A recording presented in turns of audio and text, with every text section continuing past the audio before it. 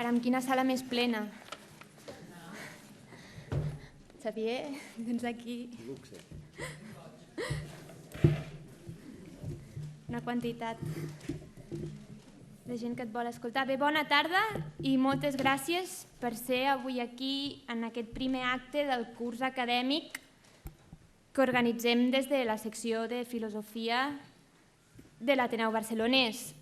Comencem amb un plat fort, comencem amb Walter Benjamin, el filòsof alemany nascut a Berlín el 1892, d'origen jueu, perquè aquest dissabte farà 75 anys que va morir a Portbou en unes circumstàncies que no han estat mai aclarides. Suposo que després el Xavier també hi farà al·lusió.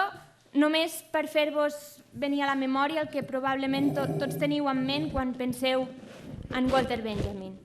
Sens dubte, les seves tesis sobre la filosofia de la història, encarnades en aquella imatge de l'Angelus Novus de Paul Klee, aquell àngel que avança d'esquena amb els ulls ben esbatanats, la boca oberta i les ales esteses, i que se llegeix com una metàfora, diguéssim, de la civilització en un moment que es veu la història, ell veu la història com diguéssim, una acumulació de la barbàrie, per oposició a altres teories que la llegien com la successió lògica d'esdeveniments. Això d'una banda, i de l'altra, segurament, quan penseu en Benjamin, us ve al cap l'obra d'art en l'època de la seva reproductibilitat tècnica, aquell opuscle que té com a concepte central l'aura, i que això li dona un cert valor ritual, que en perdre deriva en una politització de l'art. Una mica, diguéssim, aquests són els dos eixos que tots tenim en ment quan pensem en Benjamin.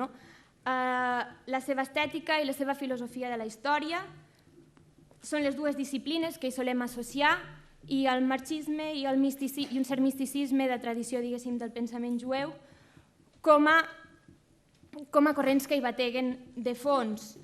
Però l'obra de Benjamin és molt més àmplia, se centra també molt en el concepte de crítica d'art, de crítica literària, i que d'alguna manera està a la base precisament de la seva teoria estètica i de la seva filosofia de la història. Però de Benjamin, com dic, en sabem probablement tots nosaltres coses espigolades, i per relligar una mica totes aquestes tesis parcials, per dibuixar el marc, avui hem convidat el Xavier Antich, que és professor titular d'Història de les Idees Estètiques de la Universitat de Girona, que dirigeix el màster en Comunicació i Crítica d'Art de la UDG i que coordina el taller de Crítica d'Art del MACBA. Actualment és president del patronat de la Fundació Tàpies i és de tot excepte un intel·lectual tancat, diguéssim, a la seva torre de marfil, perquè el podreu trobar col·laborant des de La Vanguardia i al diari Ara i a Catalunya Ràdio. I potser el veu seguir també en aquell programa, en alguns capítols rodats aquí a l'Ateneu en filosofia. Bé, doncs, en un moment com ara, on el nazisme va en boca de molts i de manera completament injustificada, que res millor que començar aquest curs parlant de Benjamin i amb el Xavier Antich. O sigui, quan vulguis. Ell m'ha dit que farà una intervenció d'una hora aproximadament i després jo cridaré la Jordina i obrim un torn de preguntes. La idea és tancar l'acte amb una hora i quart, una hora i mitja. Si podeu desconnectar els telèfons o posar-los en mode avió per no interrompre, us ho agrairíem. Quan vulguis. Moltes gràcies, bona tarda a tothom. És un plaer i un honor estar aquí. Estic una mica esfereït, per sort han baixat una mica les llums de la sala i així no ve que està tan plena. És, com us deia, un plaer i un honor estar aquí i us agraeixo moltíssim que hagueu vingut en vigílies de la Mercè i en aquesta setmana tan cardíaca.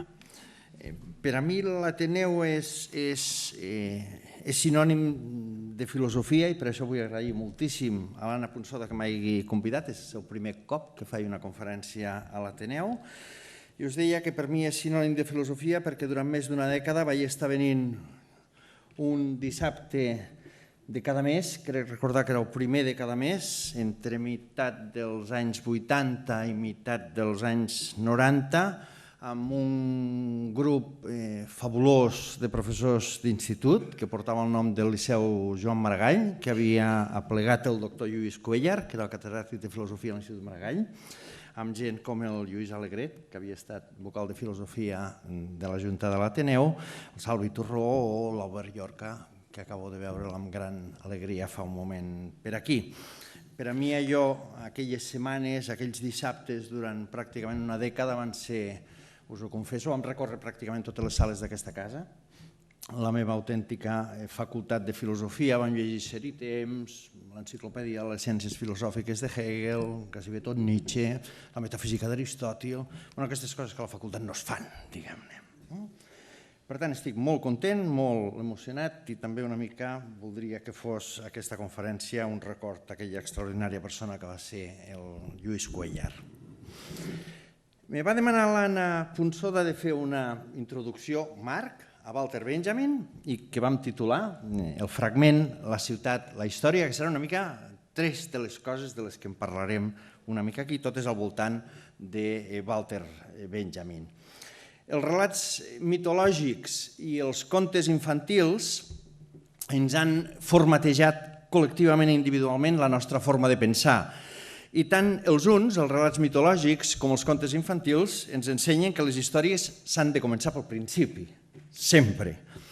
Havent de parlar, tanmateix, de Walter Benjamin, un dels pensadors que més coses han capgirat de la nostra manera de pensar, m'haureu de permetre que faci justament a l'inrevés i que comenci precisament pel final, no pas pel començament, i que ens ubiquem precisament a 1940, a París, durant els primers mesos de 1940, una mica després que Giselle Freund li fes aquesta esplèndida fotografia.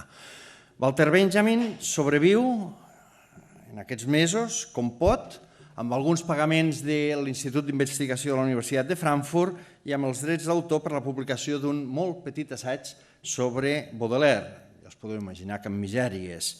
Fins i tot va a classes d'anglès. Walter Benjamin, aleshores, és un exiliat alemany. Bé, més aviat caldria dir-ne un exiliat d'origen alemany, ja que havia estat privat de la seva ciutadania alemanya durant el Tercer Reich per esdevenir una pàtrida, o per esdevenir un pària, la terminologia que va utilitzar la seva amiga Hannah Arendt en un text molt cèlebre que es titulava, i d'inquietant actualitat, Nosaltres els refugiats.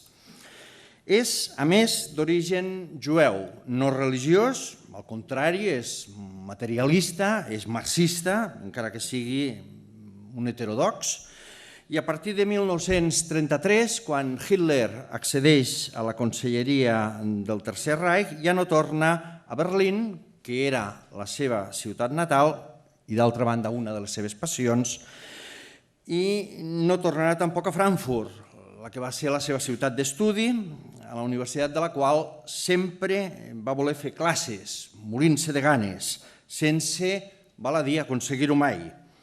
Avui, molts anys després, Berlín recorda Walter Benjamin amb el nom d'una plaça, la Walter Benjamin Platz, en el barri de Charlottenburg, on va viure i on va aprendre les seves primeres lletres, a l'escola que hi va anar, al Kaiser Wilhelm Friedrich Wilhelm. I molt a prop, curiosament, de la sinagoga de Fasanenstrasse, que va ser incendiada la nit dels cristalls trencats, com totes les altres a Alemanya, avui reconstruïda aquesta, on es van escoltar aquella nit, com a tants altres llocs, els crits de «matem els jueus», amb què els berlinesos van amenaçar el 1931 els fidels que sortien de la sinagoga de celebrar l'any nou. El 1940, però, és aleshores, i més encara a París, on viu un complet desconegut, llevat d'uns pocs amics. Porta uns quants anys, 14, per ser exactes, obsessionat amb un llibre, que serà el seu darrer projecte, Passagenberg, l'obra dels passatges. Ell és un home de ciutats, de Berlín, de París, de Moscou. L'embogeix el torna completament boig, perdre's per les ciutats, passejar-s'hi, enfonsar-se en la seva història, saber-ho tot. A la seva crònica de Berlín confessava que portava anys al darrere una idea, organitzar, deia, biogràficament l'espai de la seva vida en un mapa. Per això, deia, necessitaria un plànol a sobre del qual, amb l'ajut de diversos colors, pogués anar marcant les cases dels seus amics i amigues, els espais de reunió d'alguns col·lectius, d'algunes associacions als quals hi va pertànyer, les habitacions dels hotels i els bordells en què hi va dormir, els bancs on alguna vegada havia dormit, el camí de l'escola, les tombes del cementiri que havia vist ocupar a poc, els cafès ja desapareguts, els noms dels quals ens diu, repeteix cada dia, com una mena de pregària, les canxes de tenis, li agradava jugar, les sales daurades de ball. D'aquesta manera, el que fins avui és el gran pensador, segurament, almenys al meu entendre, de la memòria urbana, formulava una cosa que pot semblar òbvia, però que potser no ho sigui tant.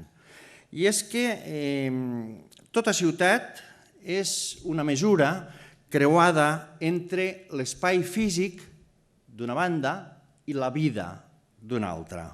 Que qualsevol plànol d'una ciutat està travessat de records, impregnat de memòria.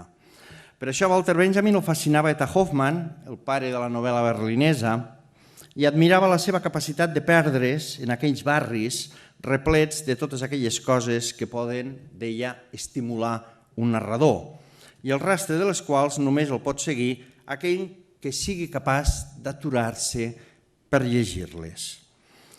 I és que tota ciutat, de fet, porta inscrita en la seva pell el vestigi de les seves interminables històries.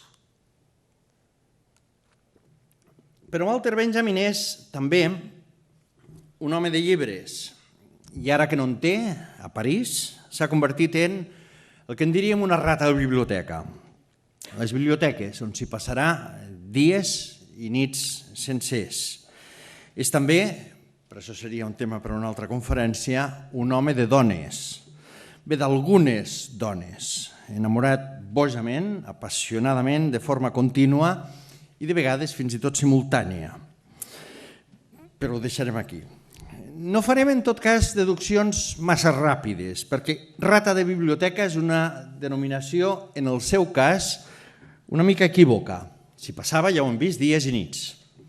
Però ell no es tancava a la biblioteca per fugir del món o per allunyar-se de la realitat històrica i dels conflictes del seu temps. Al contrari, Walter Benjamin llegia per entendre el seu món i també, deia sovint, per combatre-ho. És en la biblioteca, entre fitxes, com veieu, entre llibres i documents d'arxiu, on rastreja materials amb la voluntat d'articular, com en realitat va fer, una de les reflexions més poderoses del segle XX sobre la vinculació entre modernitat i realitat urbana, entre modernitat i ciutat. Walter Benjamin busca en el passat, però per entendre el present. Té poc a veure en això amb els historiadors de la seva època, i molts d'ara, tot s'ha de dir, abocats més aviat a una mena d'història, aleshores se'n deia antiquària, en el sentit que Nietzsche va donar aquest terme, una història del passat com una cosa passada, una història que està allí, momificada, fossilitzada en els seus documents, intacta, esperant que nosaltres, des d'una distància insalvable, els llegim i la reconstruïm objectivament com si això fos possible. Benjamin, al contrari, el que vol fer és una cosa ben diferent. Vol fer una cosa que ell en diu arqueologia del present. Una expressió aparentment paradoxal. L'arqueologia, un tendria a pensar, no és pas del present, sinó de les coses passades, que al meu entendre defineix tota la seva obra, arqueologia del present. Què és això? Una mirada sobre la història capaç de treure a la llum, deia, la història esborrada, freda de fragments abandonats, en els marges, com excedents molestos i incomprensibles. I tot, aquesta voluntat de rescat, de materials deixats de banda, amb la voluntat d'articular una estètica de la resistència, per dir-ho amb la cèlebre fórmula de Peter Weiss. Una estètica de la resistència capaç de fer front, som al 1940, al totalitarisme modern, basat, al seu entendre, en la conversió del present en mite. L'ofensiva alemanya contra França, el 10 de maig de 1940, acaba per envellar qualsevol esperança. Tanmateix s'espera fins al darrer moment per sortir de París i agafar un dels darrers trens que sortiran cap a Lourdes el 15 de juny, just unes hores després que l'exèrcit de Hitler, la Wehrmacht, entri a París. La sensació, tal com diu ell, de derrota és absoluta. Evita pels pèls que el tornin a internar com a presoner en l'estadi Buffalo, com els va passar a algun dels seus amics, com Heinrich Büchler o Hannah Arendt, i té el temps just de confiar una més que bona quantitat de manuscrits a un funcionari de la Biblioteca Nacional de París que es deia, ho sabrem després, Georges Bataille. Entre d'altres, un patracol voluminós, precisament de l'obra dels passatges, impossible de transportar. Eren dues maletes enormes, plenes a rebentar de papers, textos, manuscrits, cartes i altres documents que Benjamin considera necessari salvar. En el darrer moment despenja el quadre al que feia referència a l'Anna, un quadre de Paul Klee que havia comprat el 1920 i que, tot i que el volia, oblideu-vos de la data, posa 1939, i que, tot i que el volia vendre a qualsevol preu, encara el tenia amb ell, un quadre que té com a títol Angelus Novus, Àngel Nou, en llatí. El treu del marc i el posa entre els papers d'una de les maletes. El quadre, com la resta de materials, se salvarà, actualment està a Jerusalem, aleshores passarà als Estats Units, on el recuperarà Adorno, que el repatriarà més tard a Frankfurt, després de la guerra, abans que arribi al seu destinatari natural, Gershom Scholem, a qui Walter Benjamin l'havia llegat en el seu testament de 1932. Tornarem al final un altre cop amb aquest quadre, així acabarem amb la imatge que tu has esmentat. Ell, en realitat, només agafa una maleteta negra, petita, en la que hi posa articles de toalet, una màscara de gas i uns pocs papers. I sobretot el manuscrit d'un text molt breu, al que l'Anna ha fet referència, titulat Les tesis sobre el concepte d'història, que encara no ha pogut enviar a Nova York. Tots els manuscrits de Walter Benjamin, acabada la guerra, hivernaran encara durant moltes dècades. Quan arriba a Lourdes, comença a preparar la fugida cap a Marsella per fer els tràmits per aconseguir el visat del consolat americà.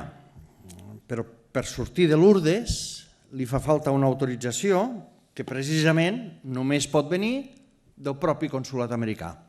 Una mena de cercle viciós, infernal, que l'angoixarà durant setmanes. Tampoc no pot contactar amb Adorno, amic seu i filòsof de Frankfurt, que ja està als Estats Units, a qui li demanava, o li volia demanar, perquè no ho va aconseguir, que li cursés una invitació per anar a una universitat americana, cosa que l'hauria alliberat immediatament. Ni pot tampoc mobilitzar els seus coneguts a Suïssa perquè el reclamin. No pot donar ni un pas, està literalment atrapat. I així li confessa en una carta a Adorno, en la que li diu: «Depenc absolutament del que pugueu fer des de fora. L'absoluta incertesa del que aportarà demà o la propera hora dominen la meva existència des de fa moltes setmanes. Estic condemnat a llegir cada diari i només en publiquen un full, com una notificació que em fos entregada, i a percebre en cada programa de ràdio la veu del missatger de la desgràcia». I acaba aquesta carta d'Adorno, que serà la darrera que li enviarà, amb una fulguració. «Espero haver-li donat», sempre es van tractar de vostè, «espero haver-li donat la impressió de que fins i tot en els moments difícils estic tranquil». Finalment, fuig de Lourdes a meitat d'agost per escapar de les batudes alemanyes i, lògicament, se'n va a Marsella, com intentàvem fer tots. Però ahir encara li resta una última prova aleshores molt recentment instaurada, que és obtenir el visat de sortida al territori francès, que li hauria de fer la prefectura del govern de Vichy, entregat als nazis, com sabeu, intervingut per la Gestapo. Hannah Arendt, la seva amiga, també filòsofa, ho aconseguirà, ràpidament burlant a la policia, gràcies, com ella mateixa explicarà més tard, a conèixer perfectament la lògica de la policia francesa i, per tant, endevinant els passos que donarà.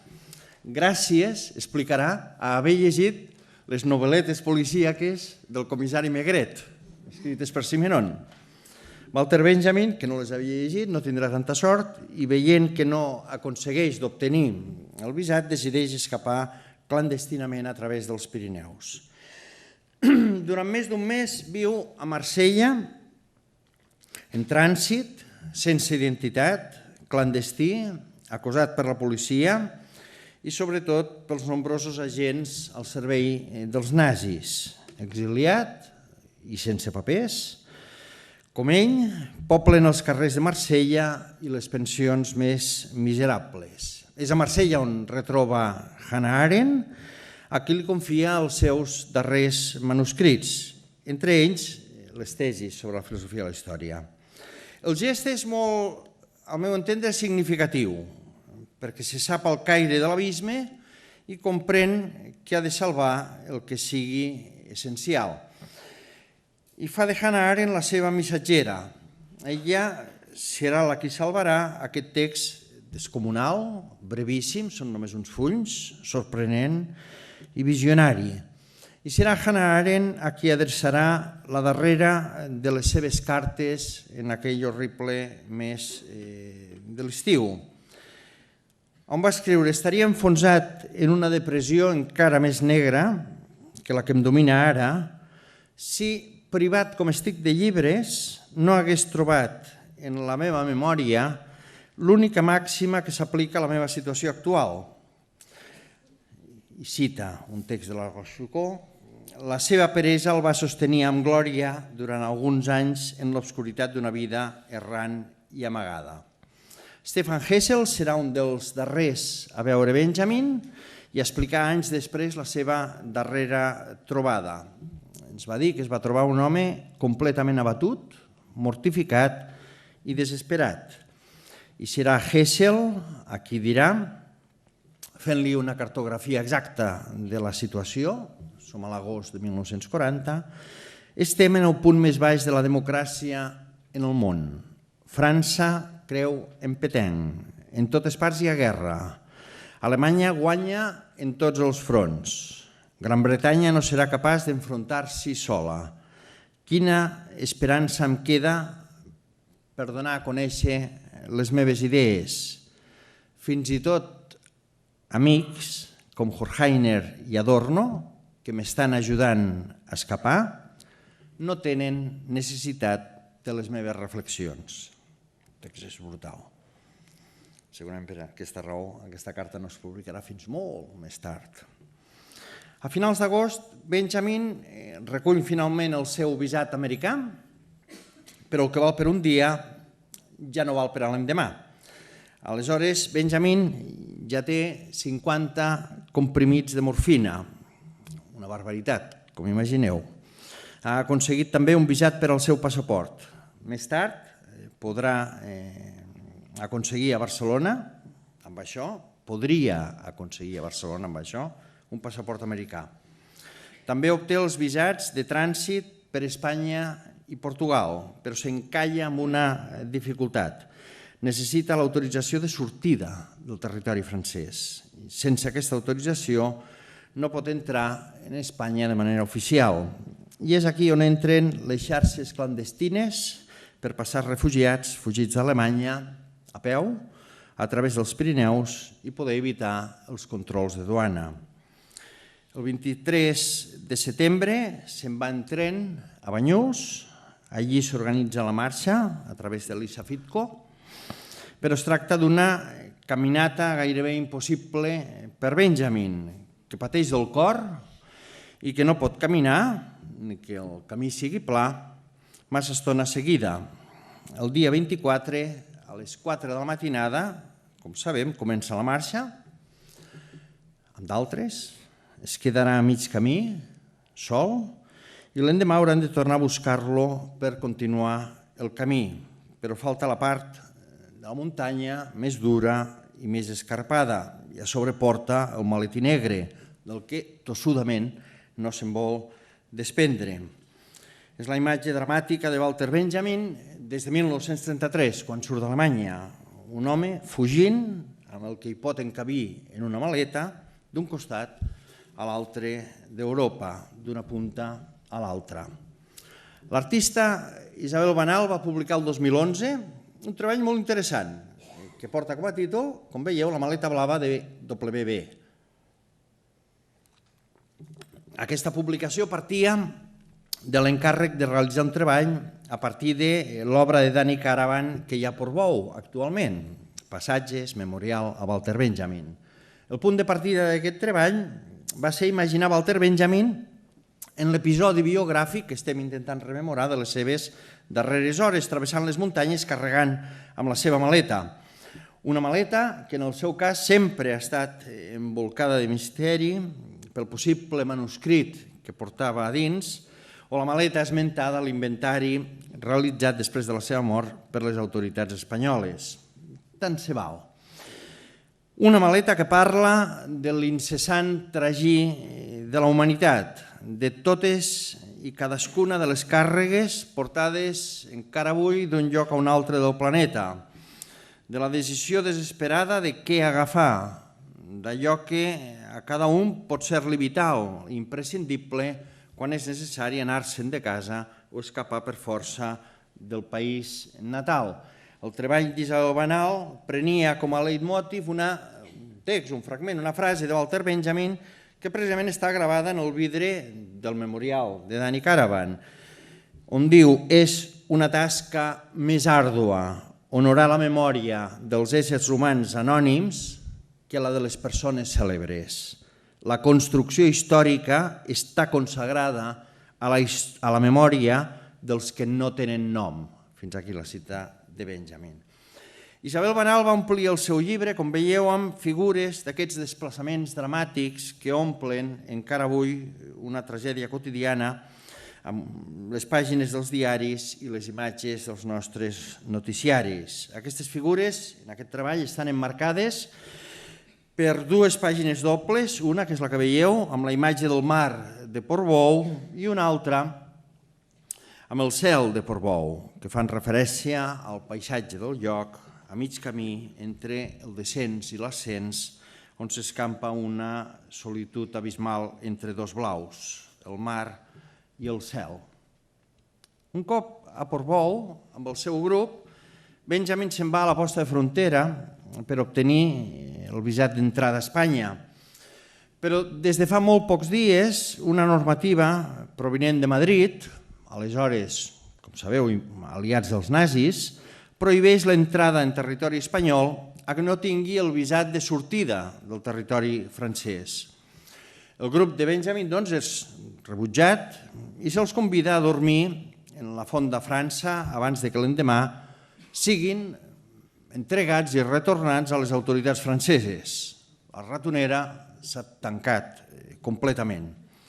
Durant el sopar a la fonda, Walter Benjamin entén que la clientela està formada majoritàriament per agents locals de la Gestapo i després de sopar es tanca a l'habitació i redacta unes cartes. Una d'aquestes adreçada a Henny Garland perquè la faci arribar a Adorno, en la que ell escriu 25 de setembre de 1940. En una situació sense sortida no tinc altra alternativa que acabar amb ella. És en un poblet dels Pirineus, on ningú no em coneix, on la meva vida va acabar. Li prego que transmeti els meus pensaments al meu amic Adorno i que li expliqui la situació en la que m'he trobat. No em queda temps suficient per escriure totes les cartes que hagués volgut escriure. L'endemà els seus companys de travessa van a buscar-lo per comunicar-li que paradoxalment, sorprenentment, estan autoritzats a continuar el viatge, però troben a Walter Benjamin en una situació d'extrema debilitat. Li diu a la senyoreta Lipman que s'ha tragat una dosi enorme de morfina, que digui que és només una malaltia i que ha deixat una carta per fer-la arribar a Adorno. Després perd el coneixement i, tot i que rep atenció mèdica, mor al vespre a 9:15 del 26 de setembre. Hannah Arendt, en un text bellíssim dins del seu llibre titulat Homes en temps d'obscuritat, escriurà: un dia abans i Benjamin hagués passat sense cap problema. Un dia després, la gent de Marsella hagués sabut que era impossible passar a través d'Espanya. Només en aquell dia particular era possible la catàstrofe. Quan el seu amic Bertolt Brecht, poeta, dramaturg, conegui, trasbalsat, la notícia de la mort de Walter Benjamin, escriurà emocionat un poema en els seus diaris. Descobreixo que has aixecat la mà contra tu mateix, avançant-te al botxí. Després de 8 anys d'exilis dedicats a observar el món de l'enemic, expulsat al final cap a una frontera infranquejable, has creuat, em diuen, una frontera infranquejable. S'enfonsen imperis. Els caps de bàndol desfilen jugant a ser homes d'estat. Els pobles desapareixen, invisibles sota les armes. Així està el futur en la nit i les forces dels bons són escasses. Tot això ho vas veure quan vas destruir el teu cos torturat. Així acabava la vida d'un dels filòsofs més importants del segle XX. No ho era aleshores, no ho era pas reconegut. I a més la seva obra continuarà eclipsada durant, com a mínim, 2 dècades després de morir. Arendt escriurà: molt pocs eren els que coneixien el seu nom, només el seu nom, quan va escollir la mort aquells primers dies de tardor de 1940. Per a mesura que es van publicant els seus textos, gairebé tots inèdits en vida o publicats en formats molt minoritaris, en revistes universitàries, la seva estatura intel·lectual no pararà de créixer. La seva magna obra pòstuma, l'obra dels passatges, que hem esmentat abans, de fet, no es publicarà, fixeu-vos, fins als anys 80. Avui, només avui la reconeixem com una de les obres claus del segle XX. Documents d'una obra incompleta, inacabada, però d'un projecte titànic, absolutament visionari. Va fer altres llibres, només en va publicar un en vida, tots els altres esparsos i de manera provisional. Hannah Arendt va intentar, i a més de matèries i de temes molt diversos, ho comentàvem abans d'entrar, com si hi haguessin molts Benjamins dintre de Benjamin, perquè va parlar tant de teoria de la història marxista com del drama barroc alemany, tant de la història de la fotografia com de la poesia alemanya del romanticisme.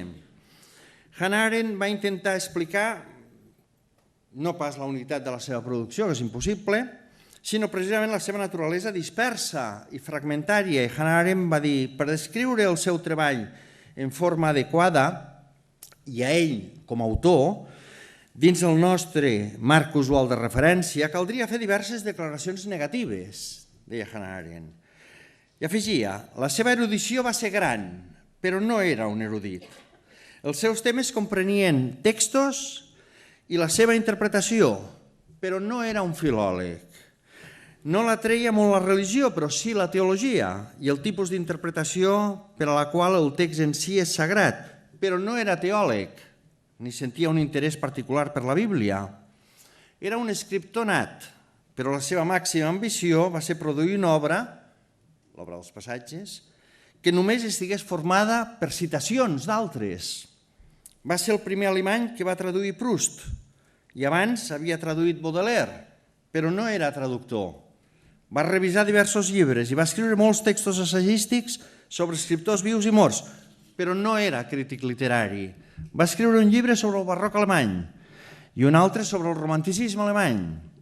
I va deixar un estudi inacabat sobre el segle XIX francès, però no era historiador. Tractaré de demostrar, acabava Hannah Arendt, que pensava de forma poètica, però no era poeta ni filòsof. Arendt encara es deixa un aspecte important que sovint ha passat desapercebut i que tanmateix permet entendre moltes coses, com la barreja de l'atenció per l'alta cultura i per la cultura popular i l'atenció a les noves tecnologies de la informació i de la comunicació, que en diríem avui. I és que entre 1929 i 1939 Benjamin va parlar amb regularitat en un mitjà aleshores encara relativament nou, que era la ràdio. Va fer programes per a la infància i la joventut, una mena de xerrades a les ràdios de Berlín i de Frankfurt. I d'algun d'aquests programes se n'han pogut preservar els guions, els textos, i han estat fins i tot publicats en un volum meravellós que es diu Berlín Demònic. I de què parlaven aquests programes de ràdio? De temes quotidians, urbans i poètics, el teatre de titelles a Berlín, els processos de bruixeria, les quadrilles de bandolers a l'antiga Alemanya, del terratrèmol de Lisboa, la destrucció de Pompeia i les seves restes arqueològiques. Coses una mica pintoresques, diguem-ne, per un filòsof. Hannah Arendt considerava, més enllà d'aquesta aparent dispersió, que el que caracteritzava realment Benjamin és, deia, quelcom que pot no ser únic, però que és extremadament estrany. I afegia, el do de pensar poèticament.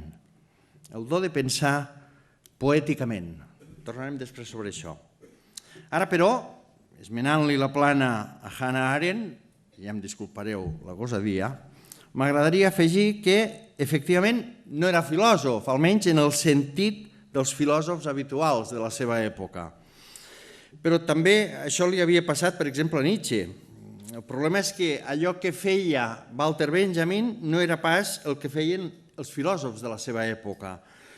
I tanmateix ha marcat, com molt pocs, la filosofia que vendria després d'ell. Va fer moltes coses, manllevades de territoris especialitzats amb els seus especialistes corresponents. I tot ho feia bé.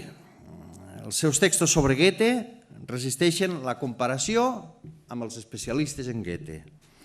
Els seus textos de sociologia resisteixen la comparació amb els sociòlegs més importants del segle.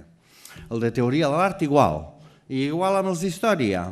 Però precisament el que, al meu entendre, el defineix com a filòsof, a més d'un talent intel·lectual absolutament inhabitual, és aquesta mirada genuïna a tot el que tocava i que ho travessava tot.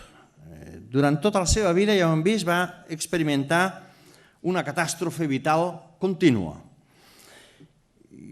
I no només, ja ho hem dit, no va ser mai reconegut, sinó que va haver de patir humiliacions contínues i algunes dels seus propis amics, com el mateix Adorno. Com veure, per exemple, com li negaven la possibilitat d'habilitar-se per donar classes a la universitat. I tanmateix va ser amic i molt íntim d'algun dels noms protagonistes de la cultura europea d'aquells temps convulsos.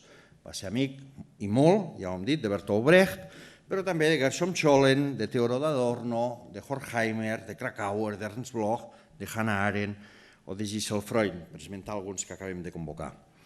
Avui ja podem dir que pocs pensadors del segle XX han marcat tant la nostra època com Walter Benjamin, en àmbits tan diferents com la sociologia i la fotografia, l'art i l'estètica, la història o la teoria de la comunicació. I, per suposat, la història de la filosofia, la història de la literatura, la història del cinema o els estudis culturals. Com era Walter Benjamin? Voldria compartir amb vosaltres les paraules d'una de les persones que millor el van conèixer, un escriptor i teòric que va dedicar alguna de les seves pàgines més emocionants a parlar dels cabalistes jueus medievals de Girona. Es tracta de Gershom Scholem, que acabem d'esmentar, que en una conferència a Frankfurt de 1964 va explicar, us el llegiré quasi bé sencer, En els seus anys de joventut hi havia en Benjamin una profunda tristesa. Recordo una postal de Kurt Schiller en què aquest li retreia l'agror del seu temperament.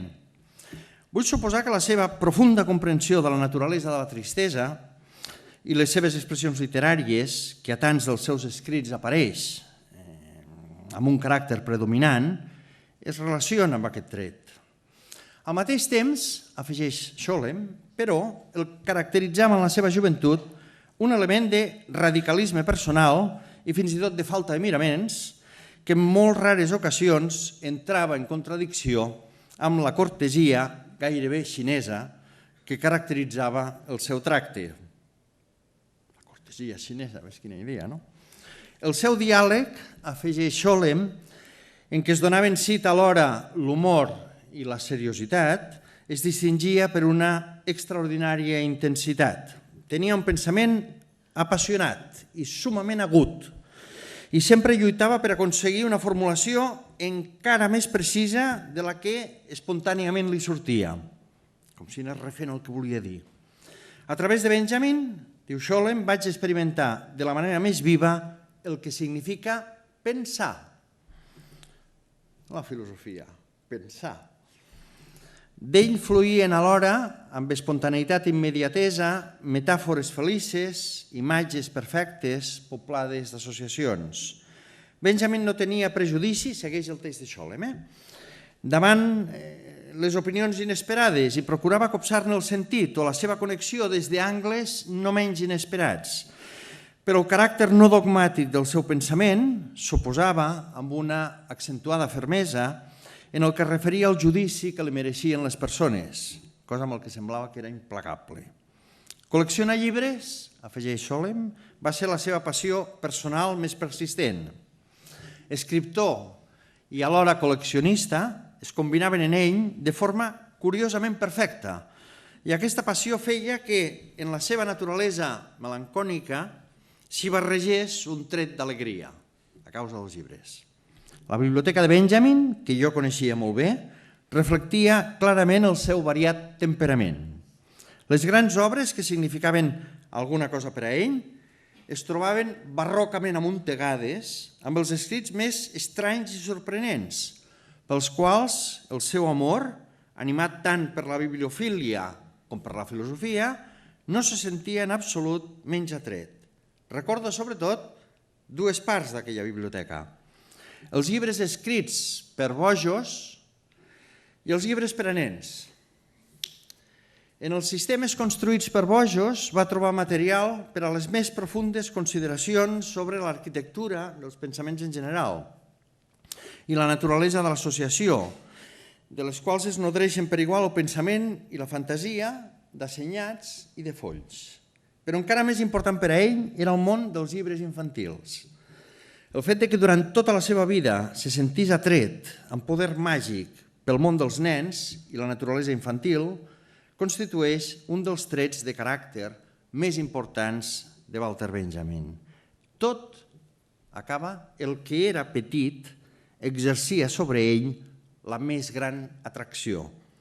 Descobrir o expressar perfecció en el que és petit i fins i tot mínim era un dels seus impulsos més forts. Fins aquí les paraules del seu amic Scholem. Fixeu-vos, tot el que era petit exercia sobre ell la més gran atracció, com la seva lletra. Això ens dona la pista no només del seu caràcter, al meu entendre, sinó del seu mètode i del seu pensament, fins i tot. I així el podem reconèixer a molts dels textos de Walter Benjamin. En un dels més extraordinaris, el que, sens dubte, us recomano, si voleu començar a llegir Walter Benjamin i a fascinar-vos per la potència inexhaurible del seu pensament, titulat en alemany Einbahnstraße i traduït al castellà com a Direcció única, parla, per exemple, de les gasolineres i de la porcellana xinesa, dels articles d'escriptori i de l'oficina d'objectes perduts, de les joguines i de les cerveseries. Aparentment coses innòcues, irrellevants, insignificants, però no hi ha res insignificant en la forma de pensar de Benjamin, perquè tot significa alguna cosa. No hi ha pitjor insult per a una cosa que dir-li insignificant. Què vol dir insignificant? Totes les coses signifiquen alguna cosa. I això és el que pensava ell.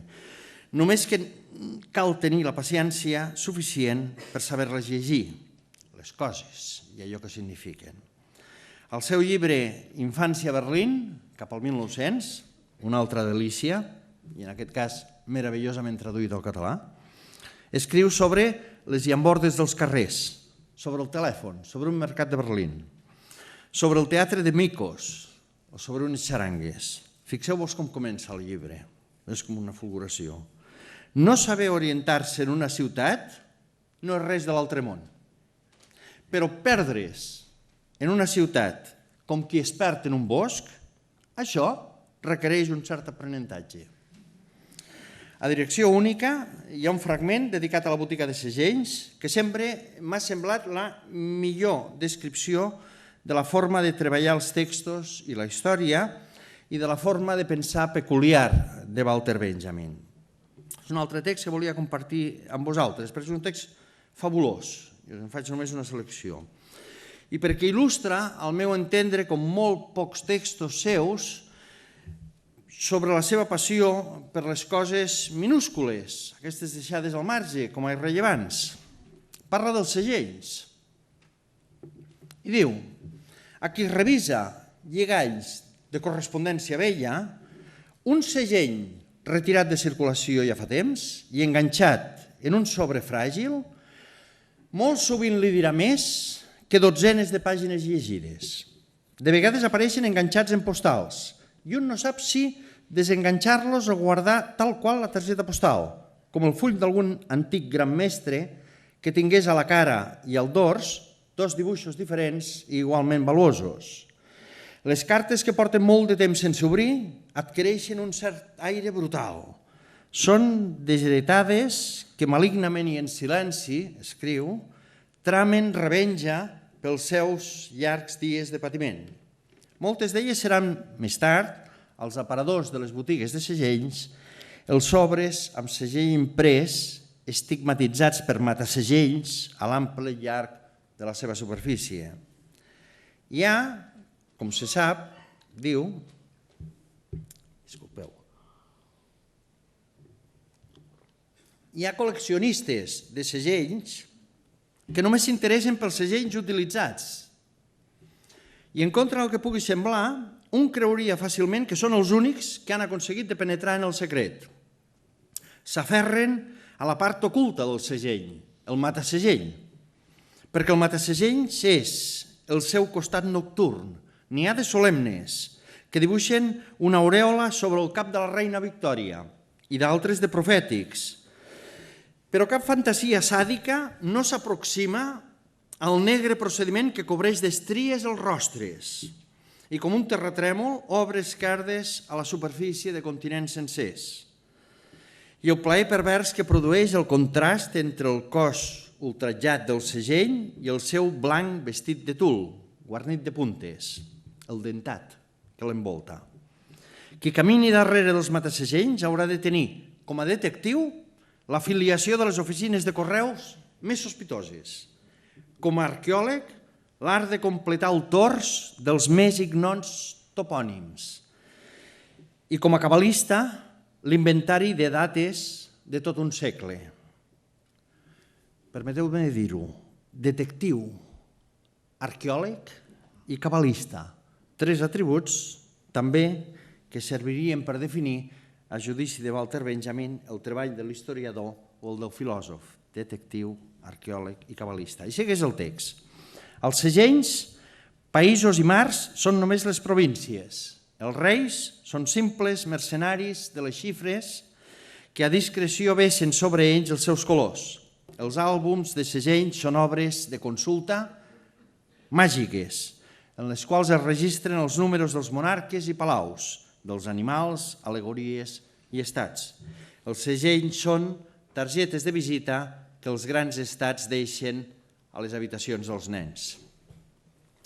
Així funcionava, fins aquí el text sobre els segells, així funcionava el mètode peculiar, al meu entendre, la forma de treballar i de pensar de Walter Benjamin. En l'extrem oposat de la tradició sistemàtica de la filosofia europea des del segle XIII fins a l'idealisme alemany.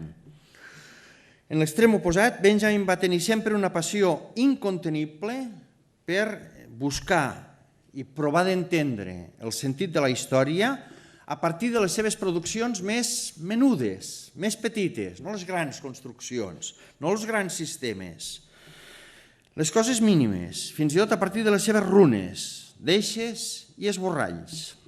Crec que una anècdota ho il·lustra de manera molt significativa.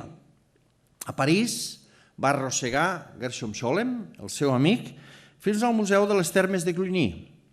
I havia descobert 2 granets de blat, minúsculs, exposats des de 1927, en els quals, només en 2 granets, algú s'havia entretingut pacientment a gravar la totalitat de la pregària hebrea en vers Shema Israel. Aquests 2 granets, que fascinaven Walter Benjamin, són, al meu entendre, una al·legoria perfecta de la principal característica de la seva forma intel·lectual de funcionar. Així, ell mateix en va parlar en un fragment de la carpeta S, estan totes numerades, del llibre dels passatges. Les construccions de la història, deia, les grans construccions de la història, són comparables a instruccions militars que aquarteren i cuirassen l'autèntica vida. Per contra, deia, l'anècdota és una sublevació del carrer. És magnífic. L'anècdota és una sublevació del carrer. L'anècdota, afegia, ens apropa les coses en l'espai i permet que entrin en la nostra vida. Suposa l'estricta contraposició a aquesta història que fa de tot alguna cosa abstracta. Fins aquí la cita. Es tracta de transformar la imatge de l'esdevenir temporal i històric, transformant-la en una escala adequada a la vida humana. És el que Walter Benjamin anomena el pathos de la proximitat, del qual em va parlar quan va escriure que el que calia fer era descobrir, i és ell qui ho escriu, descobrir en l'anàlisi del petit moment singular el cristall de l'esdevenir total. O com va escriure a les tesis sobre la filosofia de la història, es pot dir que un cronista que no fa distincions entre esdeveniments grans i petits demostra que s'ha fet seva aquesta certesa, que res del passat no hauria de ser considerat perdut per a la història. Tot és, per tant, significatiu, per minúscul que sigui i per irrellevant que pugui semblar a primera vista. Tota l'obra de Walter Benjamin està travessada per aquesta convicció que al meu entendre suposa un autèntic revulsiu teòric. Però és en aquesta obra, l'última, la pòstuma, en la que esmerça gairebé 2 dècades sense acabar-la, és obvi. Jo penso que seria inacabada encara que hagués treballat 30 anys després. Que mostra, és en aquesta obra, dic, que mostra, al meu entendre, tota la seva ambició, aquest projecte inacabat, absolutament descomunal. Acostem-nos, encara que sigui ja ara en la recta final, ni que sigui per un moment, a aquesta obra, l'obra dels passatges. Passagenberg, mal traduïda al castellà com el libro de los pasajes. No és el libro, és l'obra. A la seva arribada a París, Benjamin va trobar una ciutat que només coneixia per la literatura. Aviat, però, va cristal·litzar en ell la idea que a la ciutat de París s'hi conservava l'origen de la modernitat, que era possible descobrir els orígens de la modernitat estudiant el París del segle XIX. Benjamin escudrinyava cada racó, cada aparador, cada bulevard, com un arqueòleg que esmicola i analitza qualsevol vestigi que li pugui donar notícia del que busca. I el que buscava eren objectes que poguessin restituir la cultura de la ciutat industrial del segle XIX, amb els seus fetitxes mercantils, que oferien la promesa d'una felicitat aleshores naixent, la dels inicis del capitalisme. Deambulant pels carrers, en els feixos polsosos de la Biblioteca Nacional, i sobretot llegint la Recherche de Proust, Benjamin va trobar la idea, que reiterarà al llarg dels passatges, que el passat pot fer-se present si l'atzar posa al nostre abast l'objecte material on va quedar presoner. Que el passat pot tornar a ser present si descobrim aquell lloc en el qual el passat ha quedat concentrat i destil·lat, encara que el tinguem al davant dels nassos. Ja que la trobada amb l'objecte, deia, allibera el passat que ja ha quedat atrapat. Walter Benjamin buscava, al meu entendre, aquí. Disculpeu.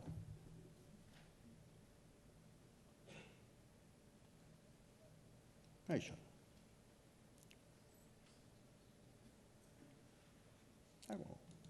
Perdoneu, saltat unes imatges.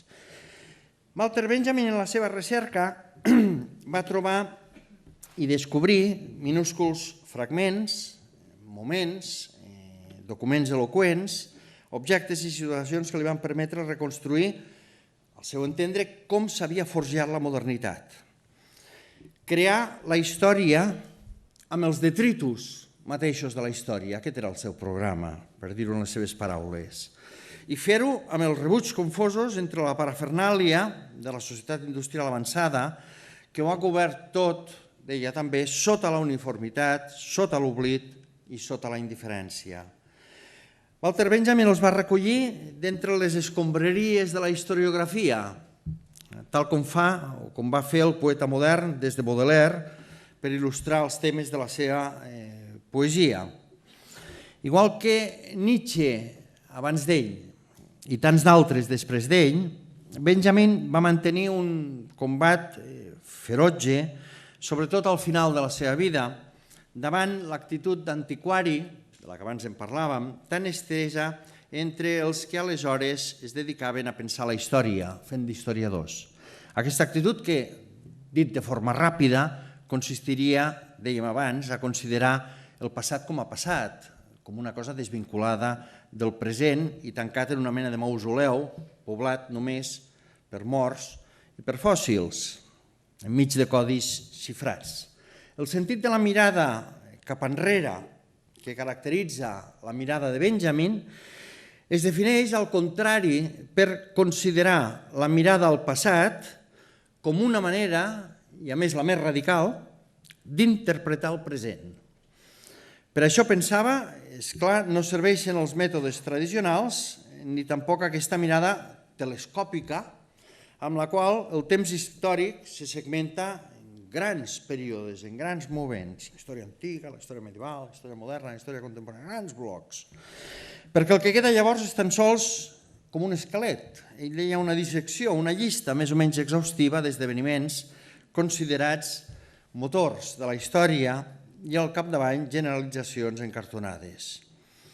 Per això Benjamin, fascinat sempre, com hem dit, per allò minúscul i per allò anecdòtic, per allò que ha estat oblidat i enterrat en els marges de la història amb majúscules, per la història oficial, es va aplicar a elaborar una contrahistòria que, segons el seu paper, havia de permetre, d'una banda, en primer lloc, recuperar en el passat la càrrega crítica i la força emancipadora d'episodis menyspreats i d'una altra, articular una mirada capaç de dotar de profunditat històrica als esdeveniments del present. Sempre deia que el que preocupa un historiador és el present, no pas el passat. El passat indirectament per comprendre el present. Ho va escriure a la seva manera, aquesta immensa obra que comentem, enfront d'aquelles construccions de la història comparable a batallons militars, l'anècdota, deia, que és una revolta, ens acosta i ens apropa les coses en l'espai i permet a més que entrin en la nostra vida. Per això, més que llegir grans biografies de Napoleó III, s'entretenia en contar les llambordes de les que es va fer la barricada d'una cantonada determinada i qui hi havia participat i quants havien mort. A aquest objectiu va dedicar Benjamin els esforços més grans durant els últims 14 anys de la seva vida. Aquesta obra dels passatges, que és una obra insòlita en el pensament del segle XX, formada de manera heterogènia de materials de molt diversa naturalesa i origen, perquè hi havia retalls, hi havia transcripcions de llibres, de revistes, hi havia fulls arrencats, hi havia citacions, hi havia comentaris, però tots estaven tractats, fins i tot les pròpies notes i comentaris originals, podríem dir, de Benjamin, de la mateixa manera. Potser l'intent més radical del segle, al meu entendre, per trencar la jerarquia entre documents i opinions. En el fons, es tractava de considerar una determinada època i amb ella la ciutat que en va sorgir com si fos un text. A l'obra dels passatges, Benjamin pretenia proporcionar els elements per a una, deia, teoria del present, buscant en l'aparició d'aquesta nova ciutat que apareix amb els passatges, aquests carrerons coberts entremig de les illes de cases, aquest trànsit en el qual s'esborren les fronteres entre l'íntim i el públic, i el domèstic i l'urbà. Els passatges són un carrer cobert, però són part de la casa, però sent part de la casa són un carrer, i a més empedrat, i a més el lloc en el que per primera vegada hi haurà llum artificial i que per tant s'hi podrà passejar de nit i que convertirà la ciutat en un territori passejable, cosa que vol dir en Benjamin legible, interpretable, llegible com a text. El projecte de Benjamin, cal afegir, naixia en uns moments difícils, que són els anys de l'ascens del nazisme que s'estava promovent des d'Alemanya la recuperació del passat com a mite. I davant d'això, de la recuperació del passat com a mite, Benjamin intentava dibuixar una presentació de la història que no només desmitifiqués el present, sinó que fes impossible presentar-lo precisament com a mite. Aquest és el sentit de la seva voluntat de llegir el paisatge urbà i els textos generats per la nova ciutat del XIX, el París del XIX, com a expressions de la història social. Per això no es tractava d'explicar, i ho diu moltes vegades, no es tractava d'explicar com van ser les coses, com si això fos possible, sinó de veure-les sota una nova llum, aquesta llum provinent precisament dels materials deixats de banda.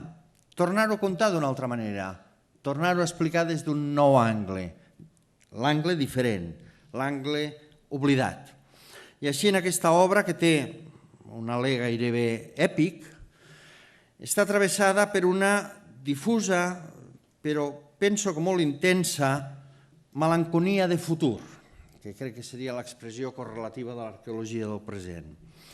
Una malenconia del futur en la que van succeint-se cites i comentaris al voltant d'aquest univers alhora fascinant i alhora terrible que sorgeix amb els passatges.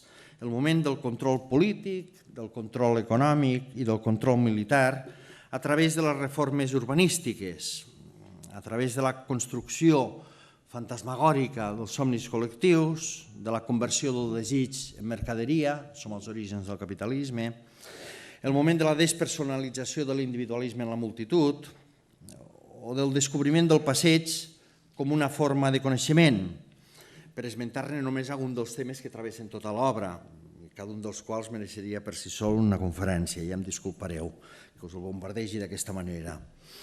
Aquesta nova mirada ja pròpiament moderna que sorgeix amb els passatges, amb la invenció de la fotografia, amb el primer cinema, amb els panorames, amb les construccions i l'arquitectura del ferro i amb la il·luminació urbana, quan la ciutat veu transformat completament el seu rostre, el seu aspecte i el que diu. I així anar prenent notes, anar retallant imatges, anar arrencant fulls de les revistes, posant-les i desant-les en carpetes i de carpeta en carpeta, mentre anava arxivant papers retallats i fotografies, notes i comentaris, Benjamin anava construint alhora un complexíssim entramat capaç de projectar sobre la ciutat moderna una llum descarnada i paradoxal del seu origen, de l'origen oblidat i alhora amagat. No pas amb la intenció merament genealògica o merament explicativa, sinó amb una intenció, val a dir, activista, amb una intenció subversiva. està a les antípodes del que podríem considerar un simple teòric. El que vol és escriure llibres sobre la història de París del XIX. El que vol és canviar el present que li toca patir, i de manera tan tràgica i tan dramàtica. En realitat, ja en el primer fragment d'aquest llibre que us esmentava abans, Direcció única, havia escrit que per ser significativa, l'eficàcia literària només pot sorgir del rigorós intercanvi entre acció i escriptura. És sorprenent.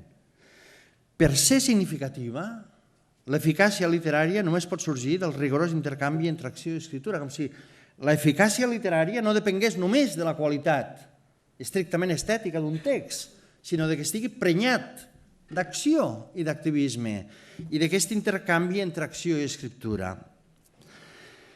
Potser ara estem en condicions d'aclarir una mica allò que va dir Hannah Arendt, i ho recordàvem abans, quan va escriure que Benjamin tenia el do de pensar poèticament.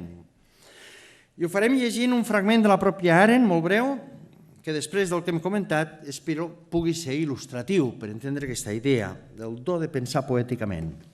Aquest pensament, el de Walter Benjamin, escriu Arendt, alimentat pel present, treballa amb els fragments de pensament que pot arrabassar el passat i tornar a reunir.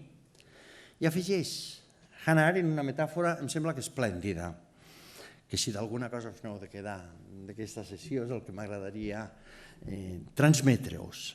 Igual com un pescador de perles que descendeix fins al fons del mar, no pas per excavar el fons i portar-lo a la llum, sinó per descobrir allò que és ric i allò que és estrany, com les perles o el corall, i portar-los a la superfície. Aquest pensament, el de Walter Benjamin, sondeja en les profunditats del passat, però no per ressuscitar-lo en la forma que era, ni per contribuir a la renovació de les èpoques extintes. El que guia aquest pensament és la convicció que, tot i que viure està subjecte a la ruïna del temps, el procés de decadència és alhora un procés de cristal·lització. És la convicció, acaba Arendt, que en les profunditats del mar, on s'enfonsa i es dissol allò que una vegada va tenir vida, algunes coses tenen, diu, una transformació del mar i sobreviuen en formes noves, com les perles del cristall, formes noves, cristal·litzades, que resten immunes als elements, com si només esperessin el pescador de perles que un dia vindrà i que les portarà al món dels vius com a fragments de pensament, com una cosa rica i estranya, i pot ser com un fenomen primordial i etern. Fins aquí, Arendt. Un d'aquests fragments de pensament, amb el que volia acabar la conferència, és una precisament de les tesis sobre filosofia de la història, en què Walter Benjamin va donar forma a una imatge poderosíssima, a la que feia referència al començament, que travessa tota la nostra època i que potser és el fragment de filosofia del segle XX més citat i en contextos més diversos. Per il·lustrar que per a nosaltres la història ja no és un relat homogeni i continu, fonamentat en l'autoritat de la tradició, sinó més aviat un munt de ruïnes al qual només podem donar sentit si renunciem a fer del passat un mite respectable. El fragment és aquest, i el llegeixo íntegre. Hi ha un quadre de Klee que es titula Angelos Novus. Es veu en ell un àngel, pel que sembla en el moment d'allunyar-se d'alguna cosa sobre la qual clava la seva mirada. Té els ulls desencaixats, la boca oberta i les ales estirades. L'àngel de la història ha de tenir aquest aspecte. La seva cara està girada cap al passat. I en el que per a nosaltres apareix com una cadena d'esdeveniments, ell hi veu una catàstrofe única que acumula sense parar ruïna sobre ruïna i se les llança als peus. L'àngel voldria aturar-se, despertar els morts i recompondre tot això esbocinat. Però una tempesta descendeix del paradís i s'arremolina les seves ales i és tan forta que l'àngel no pot plegar-les. Aquesta tempesta l'arrossega irremisiblement cap al futur, al qual torna l'esquena mentre el cúmul de ruïnes puja davant d'ell cap al cel. Aquesta tempesta, acaba Benjamin, és el que anomenem progrés. En el fons, potser no sigui un atzar que tot això adquirís forma precisament a París. En el mateix París que a finals del segle XIII va veure ocupada tota la seva perifèria per una caterva de miserables, bruts i salvatges, però també lúcids i gloriosos, que responen al nom de chevaliers de crochet, els cavallers del ganxo, els ferros amb un ganxo a la punta, o chifoniers, que van envair aquesta perifèria urbana de París en què s'hi amuntegaven feti de superfícies plenes d'escombraries i de deixalles de la gran capital de l'Europa medieval per buscar-hi coses entre la porqueria. Com explica Enzo Fransosini, aquests chevaliers de crochet eren els monarques absoluts d'aquest naufragi gegant i horrible. I ells eren els encarregats de rastrejar entre la misèria abandonada, entre la porqueria, i de trobar i rescatar tot el que s'abandonava per inútil i inservible o per superflu. Per això aquests estranys cavallers tenien la facultat prodigiosa, ens diu Fransosini, de veure més enllà de les coses que arreplegaven, de veure més enllà d'aquesta mort passatgera de les coses, de veure, en suma, clarament els desenvolupaments de la seva existència pòstuma. Veure, però veure més enllà. Aquesta doble visió dels chifoniers caracteritza, al meu entendre, tot el treball de Walter Benjamin, que mai, tampoc ell, no va deixar de furgar en allò que nosaltres avui anomenaríem, una mica pomposament, microhistòries, passejant-se pels marges de la lletra petita, de les cròniques i dels relats, de les imatges abandonades precisament als marges, passejant-se per tot allò que la història en majúscules havia abandonat i condemnat a la subalternitat i a l'anonimat, buscant precisament això, ben just una cal·ligrafia amagada, com qui busca entre les ruïnes abandonades allò que permet desxifrar en el seu passat ocult i alhora ocultat com la modernitat va destil·lar en l'espai de la ciutat, en els espais urbans, un impuls com una mena de llavor, ja aleshores germinalment perillosa i germinalment, ell en deia, totalitària. Descobrir-ho entre les ruïnes abandonades alimenta l'impuls utòpic i revolucionari, que nodreix i travessa, al meu entendre, tota l'obra i el pensament de Walter Benjamin. Bona nit i moltes gràcies.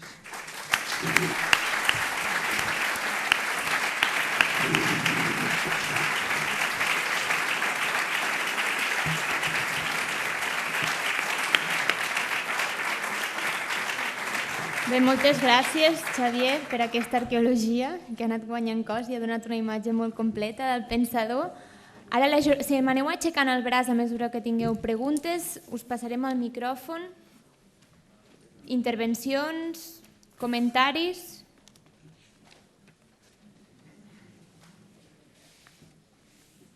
Ramon?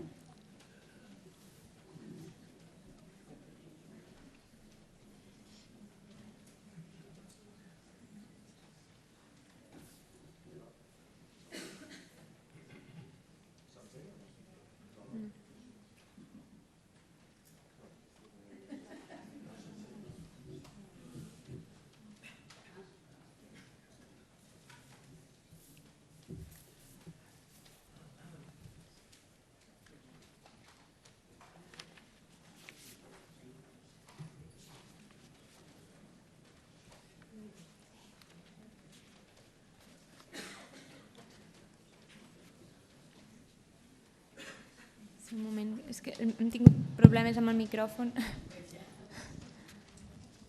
Si no disparo jo, funciona? Hola, ahora. Ahora se oye muy alto, pero bueno. Primero, dar gracias por la conferencia. Lo siguiente que me ha gustado mucho, y sobre todo, perdonad que hable de mí, pero bueno, a mí siempre me ha interesado mucho el texto sobre el arte en la época de la reproducción, no me acuerdo del título exactamente, perdón, y el hecho de que hay un momento hacia el final que habla de cómo el fascismo lo que representa es la muerte y cómo es precisamente...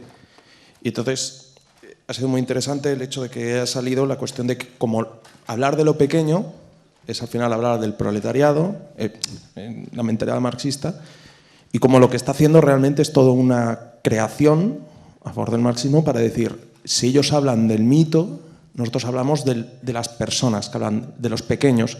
Si hablan del superhombre, pues nosotros hablamos de los que realmente han creado el mundo. Y era más o menos esta idea, no sé. Ya que han dicho también comentarios, pues para encetar.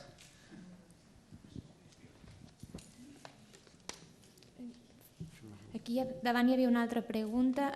Fem-les ara les que tinguem pertinents i aleshores tu les vas comentant, Xavier, i així no ens allarguem més del compte. Bona nit.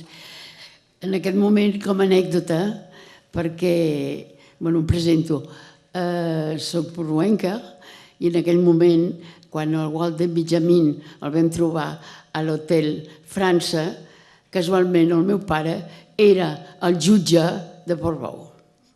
Ho vam viure amb una tragèdia tremenda, perquè està clar, veure una persona que hi ha molta... uns diuen que sí, els altres diuen que no, però a casa meva tota la vida es havia sentit a parlar de que el Walter Benjamin es havia tirat un tret. El meu pare es va emocionar moltíssim perquè era una cosa terrible. I està clar, ara hi ha controvèrsies que si es va suïcidar d'una manera o d'una altra. Això no crec que tingui molta importància. El que sí que vivim amb el record, perquè ja sabeu que hi ha el monument al cementiri i és molt bonic i ara jo m'he emocionat perquè moltes d'aquestes pedres les hem tirat nosaltres.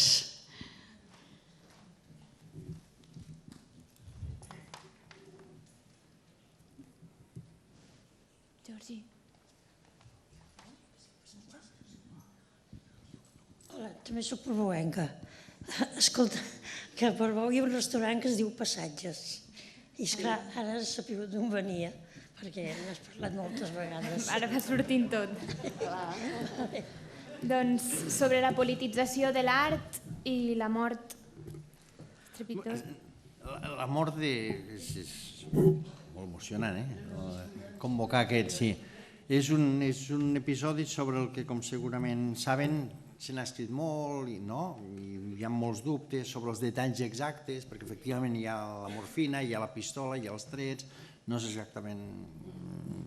Segurament a hores d'ara ningú podrà veure què és el que va passar exactament en aquelles hores entre que el van veure malalt i que després finalment el van trobar mort, però que ha donat peu a totes les hipòtesis i que efectivament totes segurament tenen versemblant i que al capdavall, com vostè diu, fos com fos, en el detall exacte segurament tant no ens importa com efectivament aquesta mena de carreró sense sortida impossible, dramàtic, 24 hores abans o 24 hores després no hagués passat i justament en aquelles hores va ser quan va passar.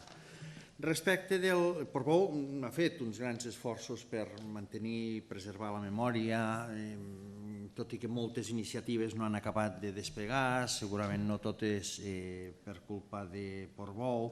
S'hi va constituir una mena de fundació Walter Benjamin amb el president Maragall, aplegant intel·lectuals europeus, d'Israel i tot, pràcticament un grup d'unes 50 persones que finalment s'hi va constituir però no va acabar de funcionar del tot. Tot el que es faci estarà bé, perquè a més segurament el propi cementiri de Portbou és un lloc en el qual, com a pocs llocs, se poden entendre moltes coses sense necessitat que ningú les expliqui excessivament. Jo vaig tenir, com a professor de Girona, sempre que ha vingut algun professor visitant de fora, sempre ens ha demanat que li portem, i un dels més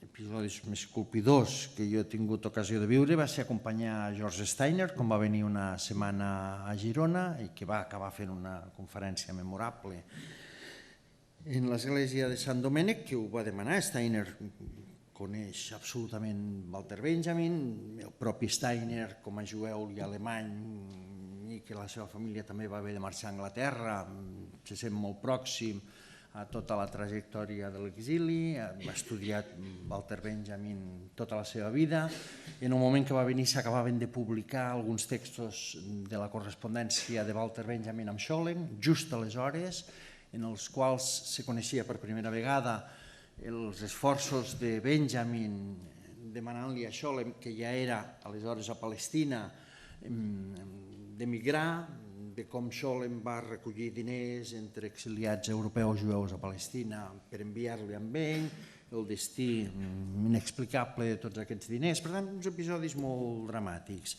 Steiner va estar una setmana a Girona i mai no va estar segurament ni 5 minuts callat.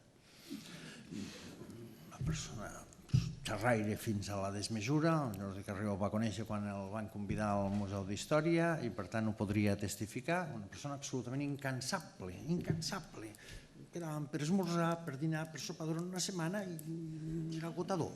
Brillantíssim, brillantíssim, absolutament agotador, perquè explicava moltes coses, moltes anècdotes també, moltes històries, molts textos, parlava de Racine, parlava de Xicot i Polsevant, de qui fos, és igual. No parava. Vam fer el viatge a Portbou amb un grup de professores de la Universitat de Girona, especialment la Pepa Balsac, que és qui el va convidar. Vam anar a Portbou, vam pujar al cementiri. Quan vam arribar al cementiri, que com segurament sabeu, els que no hi heu estat, està a la riba del mar, des d'on se poden veure exactament les muntanyes que fan frontera amb França. Steiner va posar la seva pedreta en el mural, com és lògic, però va emmudir absolutament. Tot el viatge de retorn a Girona el va fer sense obrir la boca, va ser l'únic cop que ens va demanar de no anar a dinar, i quan el vam retrobar a la nit va confessar que efectivament havia estat una de les experiències més colpidores de la seva vida. Us ho il·lustro només perquè em sembla molt significatiu precisament de la força que té aquest espai en el qual segurament totes les paraules hi són sobreres i on segurament el memorial que va fer Dani Caravan té l'encert precisament de simplement connectar mar i cel, podríem dir-ne, o el cel i el mar, perquè no hi hagi equívocs. Volia portar una mica com a donada la importància de les anècdotes, com una anècdota que em sembla que també il·lustra i explica moltes coses. Sobre el que comentaves és una convicció profunda de Walter Benjamin. Walter Benjamin va escriure totes aquestes coses, els seus textos més rellevants, justament entre el 33 i el 40, i per tant en uns anys en els quals el feixisme, el nazisme no és una expectativa com ho podia ser durant la dècada dels anys 20, sinó que ja és una realitat i a més que està ocupant pràcticament tota Europa. No cal que fem el mapa d'Europa a l'estiu de 1940 perquè l'ubiquem. Quan escriu el text que vostè esmentava, l'obra d'art en l'època de la seva reproductibilitat tècnica, això ens costa tant de dir de carrerilla, acaba amb un parell de línies que concentren el més essencial del que efectivament vostè recordava. Diu que en uns moments en els quals el que prima, i disculpeu-me si la cita no és exactament literal, el que prima és l'estetització de la política, és a dir, en un moment en el qual s'escampen per tot el món aquestes imatges de multituds arrenglerades, totes elles a una, corejant els mateixos eslògans, militaritzades directament i filmades de manera tan prodigiosa, entre molts altres, per Leni Riefenstahl, en aquesta pel·lícula fascinant i alhora abominable que és El triomf de la voluntat, a propòsit del Congrés del Partit Nacional Socialista a Nuremberg. Diu Benjamin, en els moments d'estetització de la política, és a dir, en els quals la política se sotmet a unes formes visuals que intenten capturar i sotmetre i narcotitzar per la seva bellesa, enfront de l'estetització de la política cal reclamar, diu Walter Benjamin, la politització de l'art. I amb la politització de l'art, que seria la seva forma invertida, el que ve a suggerir és precisament aquest impuls que vostè recordava, aquest activisme pel qual totes les accions humanes estiguin tenyides de la voluntat de transformació i de la voluntat de capgirar, podríem dir-ne, una realitat davant de la qual més aviat en aquests moments, el text del 39, no s'endevinen excessives perspectives. Segurament l'aspecte més encoratjador de tot el pensament de Walter Benjamin és allò que ell il·lustrava en aquella carta d'or, en la qual deia, encara que en aquests moments vull enviar-li el testimoni que estic tranquil.